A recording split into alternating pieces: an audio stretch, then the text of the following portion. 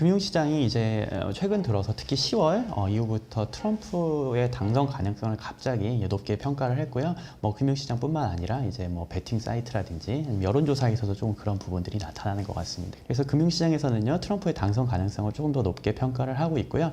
이게 아직 결판이 나진 않았습니다만은 이게 미국 대선이라는 게 이제 전국 지지율보다는 아시겠지만 이제 주요 스윙 스테이트들의 이제 당선 가능성이 거기에서 이기는 가능성이 훨씬 중요하지 않겠습니까? 그런데 뭐 펜실베니아라든지 그런 주요 미드웨스트 지역의 이제 지역의 스윙 스테이트에서 트럼프의 지지율이 조금 더 앞서가다 보니까 당선 가능성이 좀 높아진 것 같아요. 이제 이거를 아예 결정됐다고 얘기할 수는 없잖아요. 그래서 우리가 그거는 조금 더 고민을 해봐야, 확인을 해봐야 될 문제겠습니다만, 금융시장은 이미 가격은 먼저 가 있고 그 다음에 선거 결과를 확인하자, 이런 정도로 지금 프라이싱이 되어 있다고 보시면 되겠습니다. 어느 정도 트럼프의 당선 가능성이 좀 올라갔기 때문에 그 다음에 하원마저 공화당이 가져가느냐가 되게 중요한 그런 상황이 됐습니다. 상원은 사실 공화당이 이길 가능성이 상당히 높아요. 구도상 그렇게 됐고요. 하원마저 가져가게 되면은 이제 그 예산안이라든지 이제 그런 부분에 있어서 공화당 마음대로, 트럼프의 마음대로 할 수 있는 부분들이 상당히 높아지거든요. 그래서 이게 시장에는 오히려 안 좋을 수도 있어요. 뭐 재정 적자를 조금 더 증가시킨다든지 소득세 감세 이런 부분들도 바로바로 통과시킬 수 있는 그런 가능성이 돼서 좀 안 좋은데, 지금 하원에 대해서는 사실 좀 예단하기가 상당히 어렵고 거의 그냥 50대 50이라고 이제 그렇게 이제 보는 게 맞을 것 같고요. 그리고 이거는 개표 당일에도 결과가 당장 알기 어려울 수도 있어요. 하원이라는 게 그 지역구들 다 이제 확인을 해봐야 되잖아요. 그렇게 되면은 며칠 걸릴 수도 있고 표투표까지 다 확인해야 될 수도 있고 해서 조금 금융시장에 이제 조금 더 변동성을 키울 수 있는 그런 요인이 될 것 같고요. 증시에 조금 더 나으려면은 민주당이 하원을 가져가는 게 그나마 조금 더 나을 것 같다, 이렇게 좀 생각을 하고 있습니다.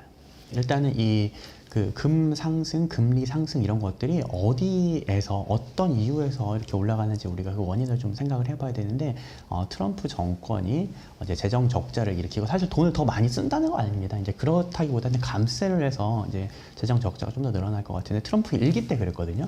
트럼프 1기 때도 이제 법인세 감세를 했는데, 트럼프 2기 때는 법인세뿐만 아니라 소득세에 대한 감세도 얘기하고 있어요. 그래서 이런 부분들이 이제 부채 증가 우려 이런 부분과 연관될 수 있을 것 같고, 또 관세를 매기는 게 이제 어느 정도 물가 상승의 요인이 될 수 있거든요. 뭐 수요도 내려갈 수 있겠습니다만, 그래서 인플레이션도 자극할 수 있다, 이런 부분들이 이제 금 아니면 비트코인과 같은 가상화폐 그리고 장기금리 상승에까지 영향을 미치는 것 같습니다. 이게 당장은 좋을 수 있는데 사실 이게 주식시장이 그렇게 안 좋을 수도 있어요. 그렇게 좋은 얘기는 아니거든요. 그래서 이런 부분들이 일단은 많이 왔기 때문에 한 번 더 랠리를 하려면은 이제 하원을 공화당이 가져가게 되면은 그만큼 이제 한 번 더 랠리할 수 있는 가능성은 있고, 또 트럼프 대통령 자체가 재정 적자라든지 부채 문제에 대해서 그렇게까지 우려를 하지 않아요. 그냥 부채를 늘려도 GDP가 더 올라가면 되지 않느냐, 이런 거기 때문에 뭐 금이라든지 이런 부분, 그리고 장기 금리 상승 이런 거에 대해서 당장 선거를 앞두고 트럼프 트레이딩 나타나는 그걸 넘어서서도 트럼프 정권 초기 중기까지도 계속 우리한테 좀 노이즈를 줄 수 있는 그런 변동성이 높을 수 있는 그런 요인이 될 수 있을 것 같아서 우리가 그런 측면에서 이해를 해야 된다라고 생각을 합니다.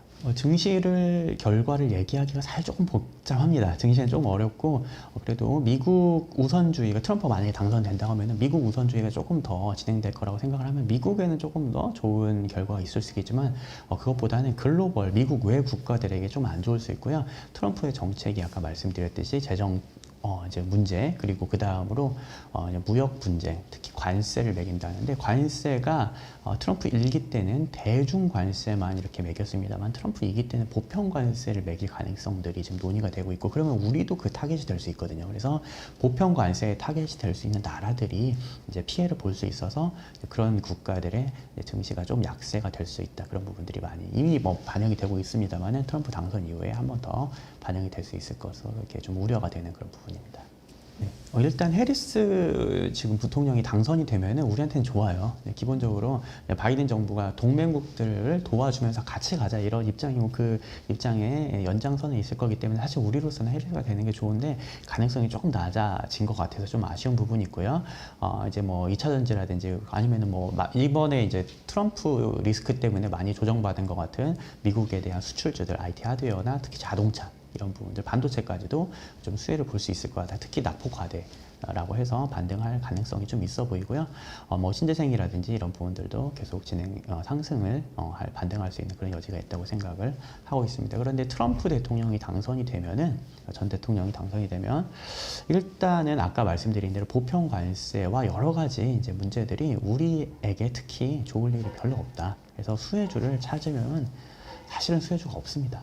예, 그게 수혜주가 없어요. 그게 정답이고, 피해주는 우리나라에서 만들어서 뭔가 물건을 만들어서 미국에 파는, 미국에 수출하는 그런 쪽이 피해주가 될 수밖에 없다라고 생각을 하고 있고, 그게 일단은 보조금이 끊길 수 있는 2차 전지, 그리고 국내에서 만들어서 미국에 파는 과정에서 관세를 이제 부과받을 수 있는 자동차라든지 아니면 IT 하드웨어 같은 것들도 이제 뭐 중국에서 조립을 해서 가겠습니다만 그런 것들도 이제 좀 문제가 될 수 있지 않을까 이렇게 생각을 하고 있고요. 굳이 수혜주를 찾자면 이제 국내에서는 이제 방위비 지출과 뭐 나토 국가들도 마찬가지겠죠. 그러면서 방산 아니면 조선 또 중국을 견제하면서 이렇게 바이오 시밀러 아니면 그 이제 헬스케어 이제 관련해서 비용도 낮춰야 되니까요. 그런 부분들이 수혜를 볼 수 있을 것 같고, 우리가 특히 이 무역 분쟁 관세 부과를 우려하다 보니까 관세를 맞지 않는 쪽에 대해서는 조금 더 이제 상대적으로 괜찮을 것 같아서, 그래서 뭐 미디어 컨텐츠라든지 아니면은 뭐 이제 국내에 관련된 그런 업종들에 대해서는 조금 더 낫지 않을까. 어차피 뭐 이제 우리가 드라마나 게임에 관세를 매길 수는 없는 거니까요. 그런 쪽에서는 조금 상대적인 수혜를 좀 기대해 볼 수 있을 것 같습니다. 2016년에 트럼프 이제 당선 사례를 그때 생각을 해보면은 지금이랑 조금 다른 점이 많아요. 그래서 2016년 대선 때는 사실 트럼프가 될 거라는 게 뭐 그렇게 예상하시는 분도 있었지만 그게 컨센서스는 아니었거든요. 그러다 보니까 선거 당일날에 트럼프가 당선이 되고 나서 시장이 크게 움직였습니다. 그래서 막 당일에 막 이제 코스피 지수도 막 내려갔다 올라오고 난리였었고요. 그리고 그 이후에도 트럼프 당선 이후에 마켓 내러티브가 트럼프 대통령은 인프라 투자를 할 것이다. 이렇게 가가지고 철강, 뭐 화학 이런 관련주들이 올랐고 반도체도 그때 경기가 괜찮았어요. 그래서 쭉 올라갔던 그런 상황이거든요.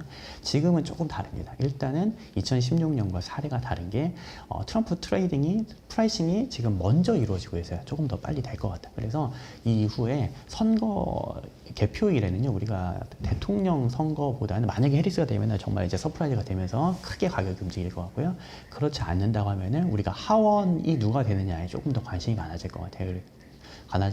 그래서 하원에서 공화당이 되면은 금리가 한 번 더 상승하고 금도 한 번 더 상승하는 정도로 이렇게 프라이싱이 될 거고요. 그리고 그 2016년에 이제 트럼프 트레이딩의 내러티브는 트럼프 대통령이 인프라 투자를 할 것이다 였다고 하면 지금은 재정 적자를 늘리는 게 이제 우려되고요. 그리고 관세를 부과하는 것이 우려가 됩니다. 그래서 관세 부과는 2018년에 우리 증시와 비슷하게 좀 비교를 하는 게 맞을 것 같아요.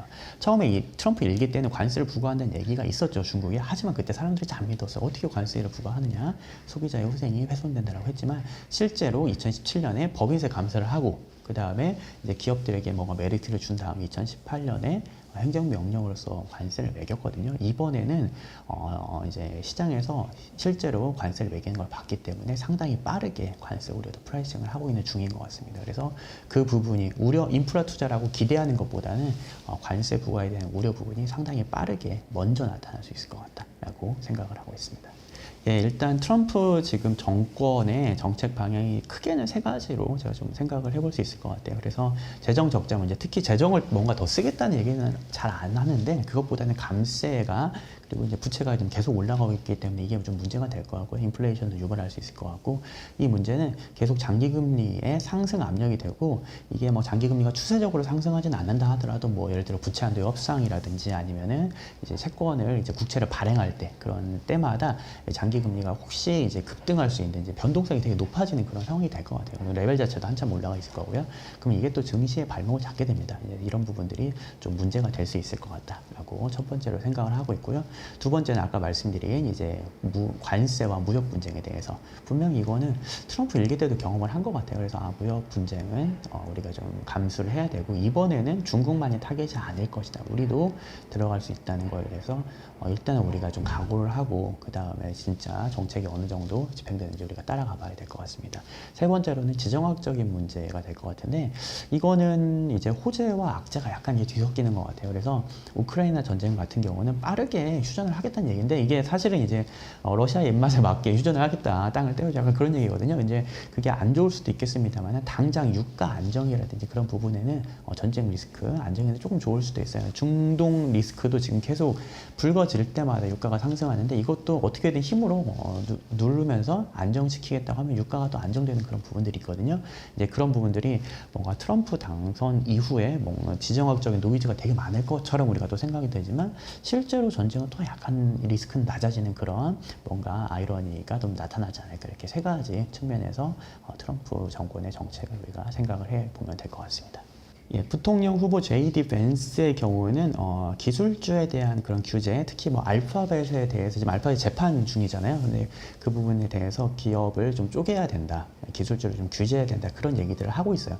트럼프 대통령의 경우는 사실 기술주 규제에 대해서 그렇게 언급을 잘 안 하거든요. 근데 기업을 꼭 규제해야 되는 약간 그런 입장이신 것 같아요. 근데 JD 밴스는 뭐 VC에도 조금 있었었고 그런 경험들이 이제 빅테크 기업들이 이 생태계를 독점하고 있는 거에 대해서 약간 불만이라고 생각을 하고 있고, 알파벳 같은 경우는 구글하고 유튜브를 이렇게 만약에 쪼갠다고 하더라도 그렇게 나스닥에 그렇게 큰 영향은 없을 것 같고, 또 기업의 마진을 내려야지 소비자의 후생이 올라가고 경쟁을 촉발시키면서 그런 요인들을 또 긍정적으로 평가를 하는 것 같습니다. 이게 뭐 큰 이슈가 아니면 관계가 없을 것 같은데 만약에 JD 밴스가 부통령으로서 조금 더 강하게 이쪽에 대해서 드라이브를 건다고 하면은 미국의 기술주 쪽에 대해서는 조금 이제 안 좋은 그런 이제 뭐 악재가 될 수 있을 것 같고요. 마침 또 미국 이 트럼프 정권이 기술주 쪽보다는 이제 미국 내수나 제조업 쪽을 좀 더 부양시키려는 그런 쪽의 의지가 강한 그런 쪽으로 해석을 하게 되면은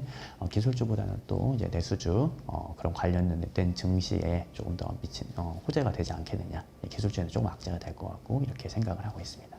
트럼프 1기 정권 때는 중국의 그 제조업 역량이 올라오는 게 되게 무서웠어요. 2016, 17년 때 생각해보면 그때 중국이 되게 잘 될 것 같았잖아요. 그래서 일단은 대중 관세를 매기는 게 먼저였고, 그래서 대중 관세를 때린 결과 지금 와서 중국이 상태가 사실 좀 안 좋습니다. 예, 많이 어렵죠. 그래서 지금 와서는 미국에서 중국을 꼭 타겟해서 때릴 필요는 없다. 물론 이제 중국에 대한 관세 얘기를 많이 합니다만은 트럼프 1기 때만큼 그렇게 우려스럽진 않다고, 중국의 산업 생산력이 그렇게 생각이 돼요. 반면에 중국에 대한 관세를 때리고 나서 미국의 무역 적자나 제조업 문제가 해결이 됐느냐?